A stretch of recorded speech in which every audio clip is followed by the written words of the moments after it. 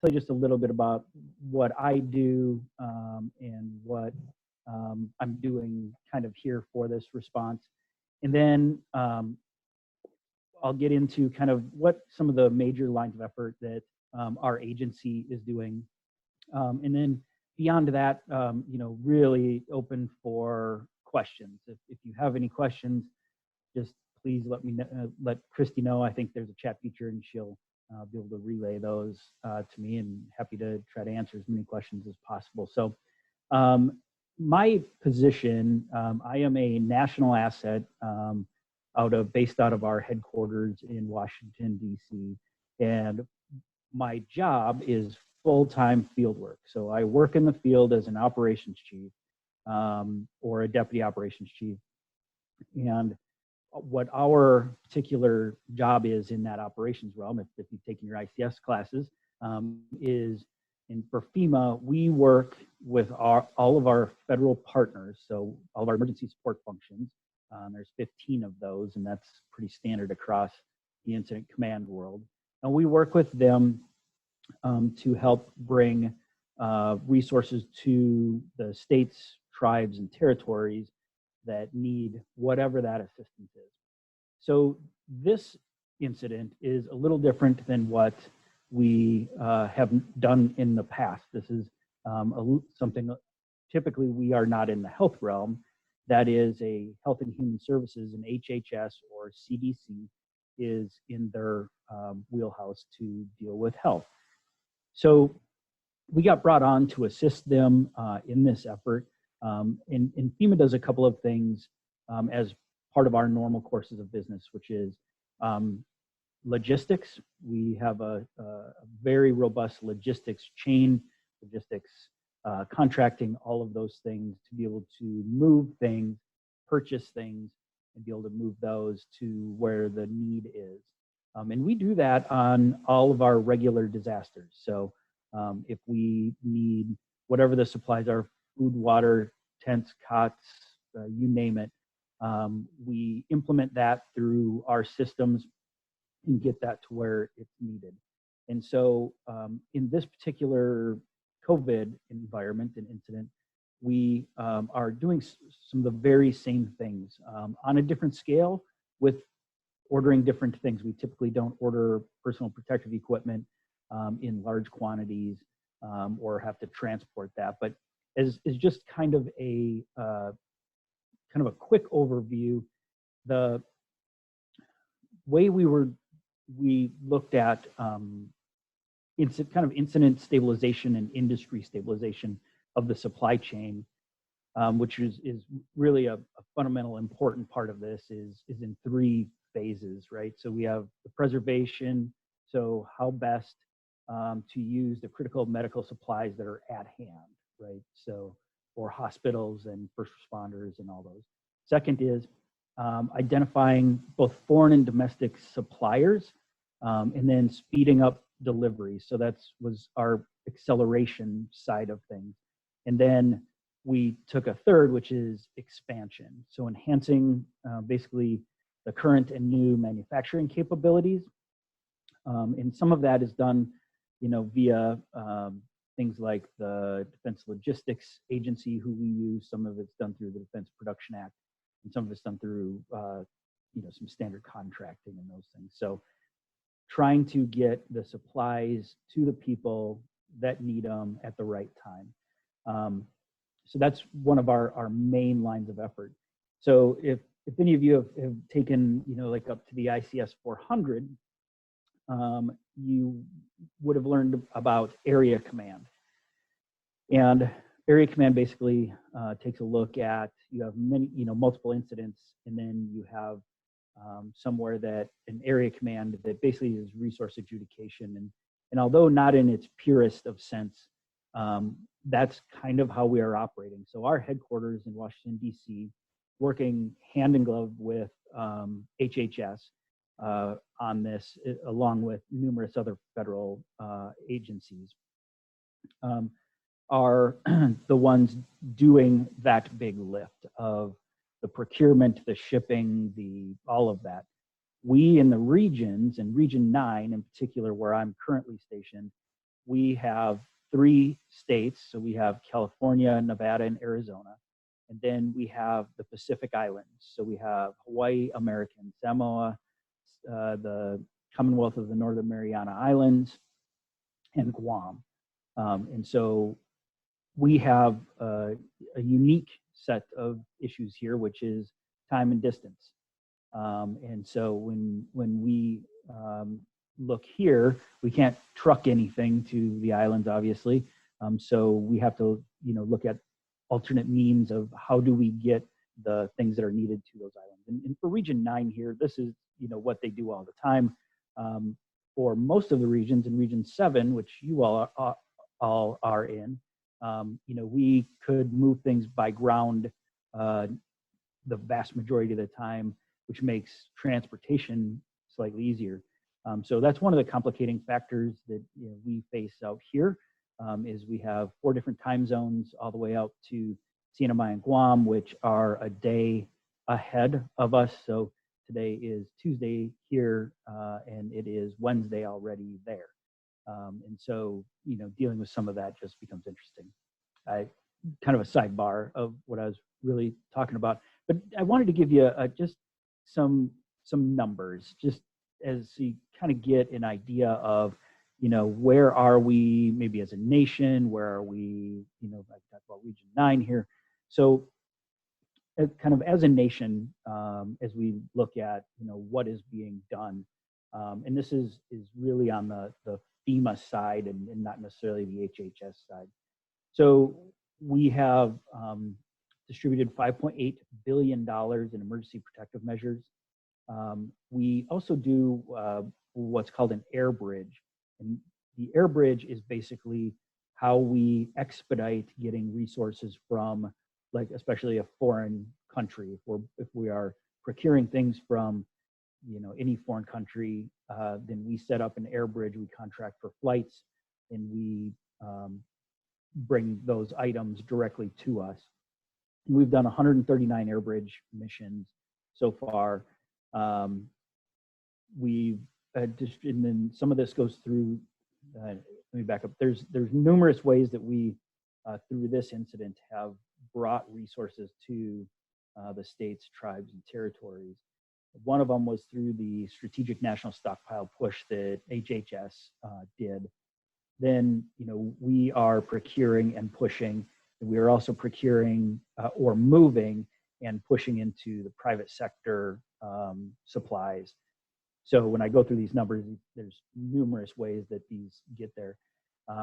So just going through the numbers, so 9.3 million face shields.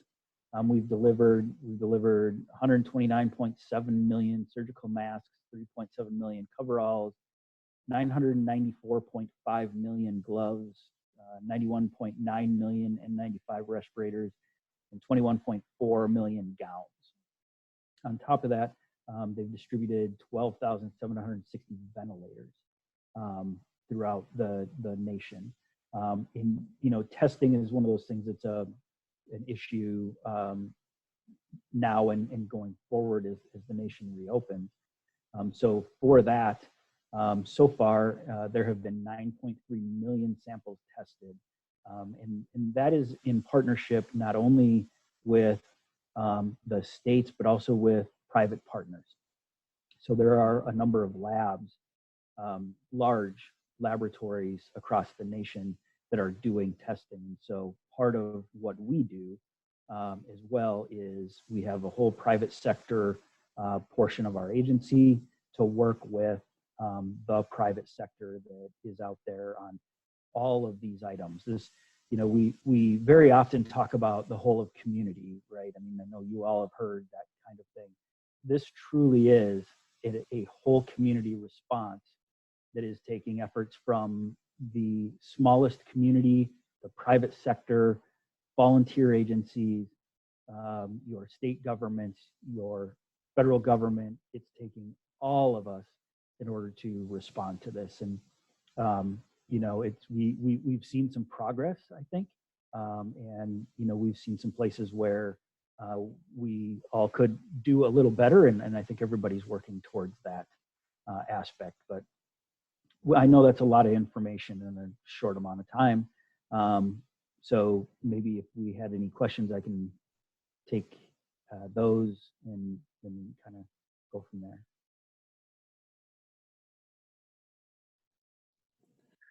I don't have any questions yet, but I have one myself. And Sure. can you talk a little bit about how your work schedule changes during emergencies like this? Sure. So when I'm not deployed, I work on, things like most people do. You have projects that you're working on for your agency, and I do that regular old, 8 to 5, Monday through Friday kind of work. When I'm deployed, and especially, so we really look at this in two kind of distinct phases that run together. So we have response, and response is really life-saving, life-sustaining actions that we're taking. So, you've all been through this incident already, and you kind of have an idea of what those would be, right? Making sure we have ventilators to the right place, make sure there's enough hospital capacity, et cetera, et cetera. And then we get into recovery, where the life-saving, life-sustaining aspects have been taken care of, and now we are into the recovery side of not only, financially helping agencies and states financially recover, but on top of that, there are a lot of other resources that the whole of government and the private sector and the voluntary agencies can bring when we get into recovery. So what we're seeing now is we're kind of in both phases, right? So we are very early in a recovery and still doing response activities as those come up. And so what does the work schedule look like? Well, for the most part, it's 12 hours a day, 6 to 7 days a week. And that usually sustains until we get to really into recovery. And so we're starting to see that here in Region 9. Every region and every state is in a different part of that. Some are, getting further on into recovery already, and some areas are still in response. And so we're kind of in that transition, and we bring in a whole set of folks that work with us that focus on recovery. Typically, for me as an individual, I focus mostly on response.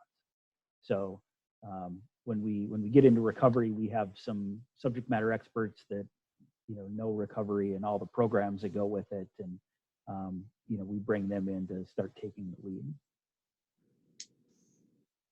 Okay.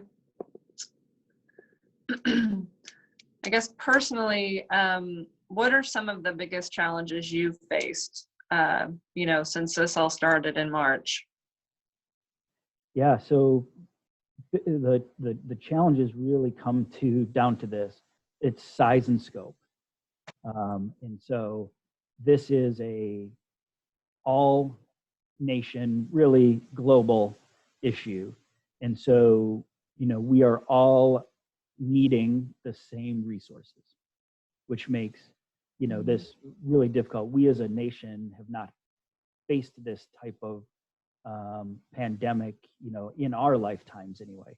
And, having to figure out how to allocate resources to the right places at the right time is really one of probably the biggest challenge.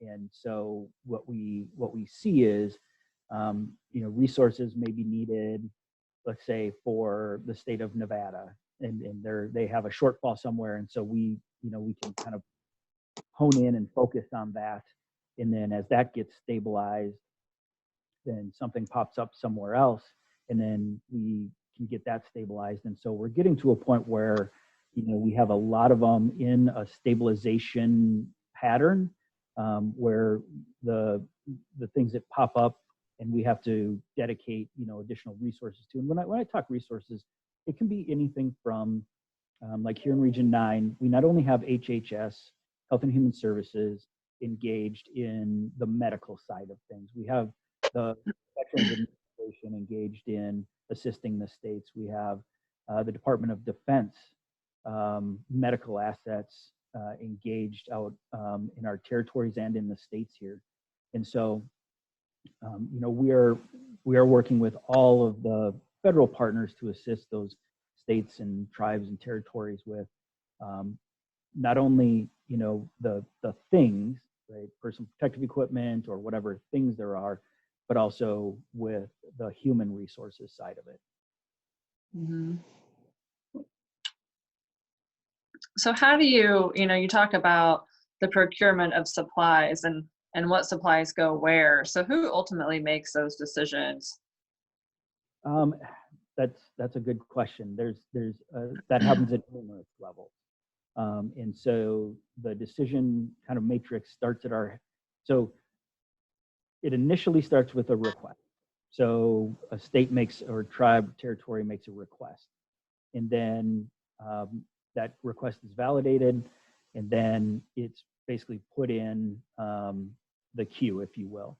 And then for this, because we're operating on a national level, some of those decisions are made at our headquarters level. So they have a group up there that really looks, they have numerous groups, but they look at where are the biggest shortfalls, where are the biggest issues, and then make some determinations based on that from a national level. And then there are times where here at the region, we have access to certain PPE or whatever is coming this way, and then we can allocate that out to the places that we see have the most need. But it's really the bigger piece of that is it's a partnership between all of us to determine what is the need and how do we best. So if there's a takeaway on that is it's really not necessarily a group decision, but there's a lot of people involved in a request and fulfilling of that to decide where is the greatest need and where does it need to go. Okay. All right, we've got a question from Deanna Harms. The news is now reporting that the Navajo Nation has surpassed New York State for the highest U.S. COVID-19 infection rate, partially because 30 to 40% of residents don't have running water. Are you approaching these types of special needs areas differently, or will you? So we are fully engaged in the Navajo Nation. That, for us here in Region 9, that's one of our top priorities that we are working on right now. And there's, for each, entity, tribe, state, territory, they all have, things that they need assistance with outside of the standard things that we are doing, right? So, delivering PPE, delivering medical services, but one of them has nuances as to, what else do they need or how else can we help reduce the suffering? How else can we assist them? And really, when we talk about assisting them, I just want to make sure it's clear, we do things at the request of. So we do things at the request of the Navajo Nation. And, we try not to get too far ahead of them. We try to anticipate needs, which is part of what our mission is anticipate the needs and be ready with what is needed there. And so the water issue is something that, we have looked at and we have talked with them about. But there's nuances to the tribe. There's nuances to every state. And so, but the question's right. The infection rate is high there. They are also doing a lot of testing, which is something that is on a very positive level. And then, we work with partners that very often we don't work with. which is great in this instance. So there's the Indian Health Service, which is actually part of HHS, but that is another level of federal assistance that happens within the tribal nations, is the Indian Health Services side of it, and the other federal agencies that are involved with the different tribes, Bureau of Indian Affairs and Bureau of Indian Education, and a number of them. But each one of the federally recognized tribes. So in Region 9, I believe it's 154 federally recognized tribes that are in the region. And so we have staff dedicated just to the tribes, and there's staff that work with the tribes on a regular basis. So it's something that they are used to. They know the players, and they work with them really closely to make sure that whatever need we can meet, we are meeting. But again, this is really a whole of government, a whole community response. And so, every one of those pieces, the tribes, the states, territories, are all leveraging all parts of that, as we all should. I hope that answered that question. Great. Okay, I have another question from Jamie Reed. How do the operations managers interact with those who are on the public relations front lines defending FEMA?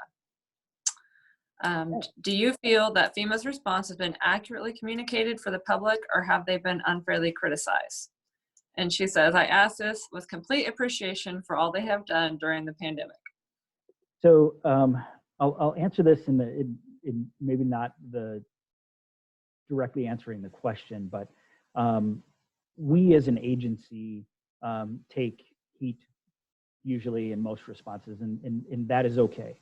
But to get to the question of how do we on the operations side work with our public information, or our in FEMA we call them our external affairs officers. So we work very closely with them, and they are aligned in our agency. So each region has an external affairs staff, and then we have a whole contingent at headquarters. And the external affairs staff here in Region 9 is aligned with our regional administrator, which is our, the big boss here in the region, who they report to the administrator of the agency. And so they're aligned right at the top level here. We work with them on a daily basis for whatever issues we may have. For this particular incident, most of the communications comes out of headquarters and out of the White House. And so some does happen here locally, and the regional administrator is involved usually in those, press communications, or things like when the USNS Mercy came here, then, there was a press event, and that's usually our representation. But on the operations side, we work really closely with them because, we have a specific mission and they have a specific mission.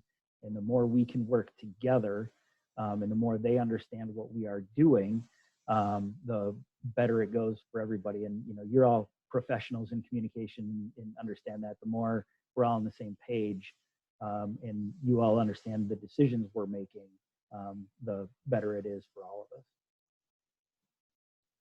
And I come from that world, so I have a full appreciation. Okay. I have another question from Carol Scaff. Will you please describe the communication process in place as you seek to notify the public of FEMA's efforts? And I think you covered a little bit of that in your last response, but. Yeah. So for the most part in this particular incident, it's really a headquarters driven process. So one of the things on FEMA.gov, they post the numbers that I gave you and all of those kind of infographics, as well as all the press releases that go out. And we get talking points internally from FEMA headquarters for every day that include, updates on, numbers of things we've pushed out, or what the big initiatives are for that particular day or that week. And so, so our external affairs here is robust, and they really do, I think, a really good job of keeping us informed as well. So it's not just a one-way street. us informed as to, what the top line messaging is, what the talking points for the day are, and what messaging is going out to the public from our agency. And that way, the really positive side of that is everybody's on the same page. We all understand, kind of what our agency's message is.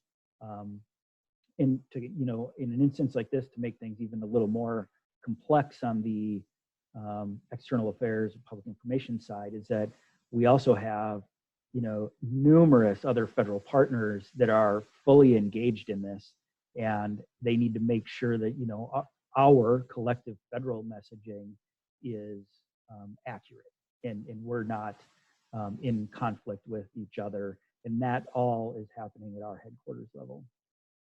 So I can't speak directly to how they do it because I don't see it, but that is, we see the end result, which is, joint messaging and those things.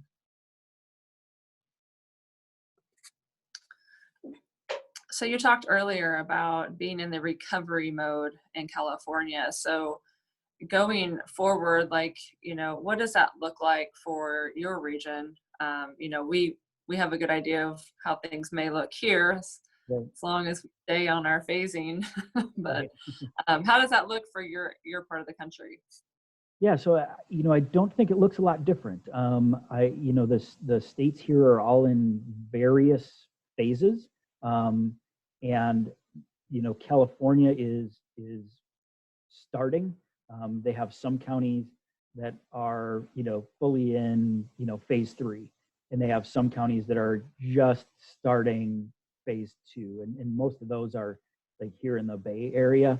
But then if you go further south into Los Angeles, they're just starting, right? So it's really and I think most states, I'm not sure I'm 100% right on this, but I think most states have done, it's kind of a county by county look.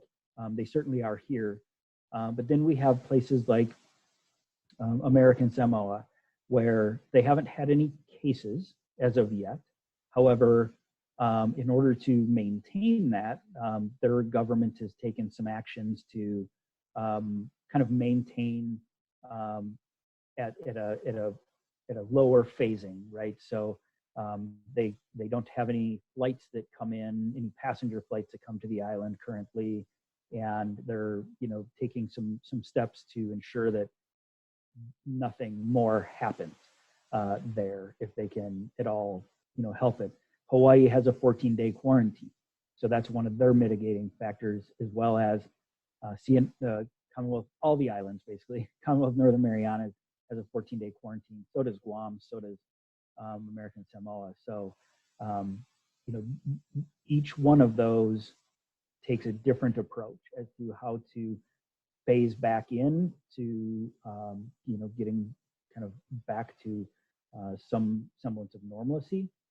But we on the federal side, FEMA, that we are just watching that and preparing as we look at. So one of the other aspects of this is, we do pretty intense modeling to kind of see what does the future hold. And modeling, is good for some things and not necessarily good for others. But what we are all anticipating is, trying to future plan for, what happens if we have another spike. And then, what actions do we have in place to be able to, mitigate that and then be able to respond to it.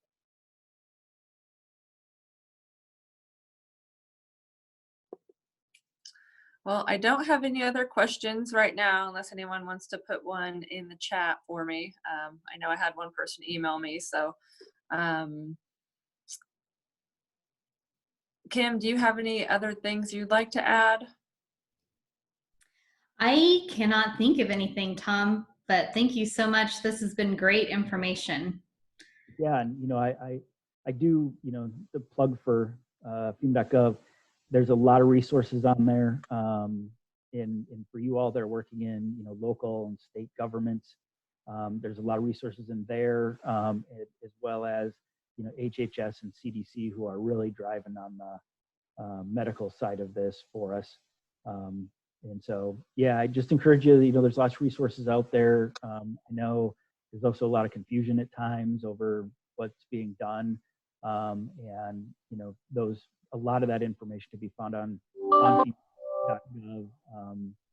But otherwise, you all at the local level have your states to reach out to, and we're working hand in hand with all of them. So, it takes all of us to be able to respond to this, and then it'll take all of us to recover from it. So I know I appreciate all the work that you all do at the local level. I know that's where I come from, and I know it's really, I can appreciate how difficult it is during this at that local city, county level.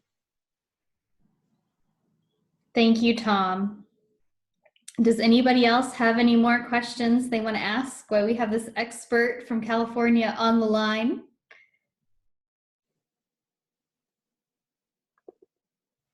Okay, well, thank you again, Tom. We really appreciate it. And will be recorded, and we'll have it on our YouTube, and we will email it out to everyone.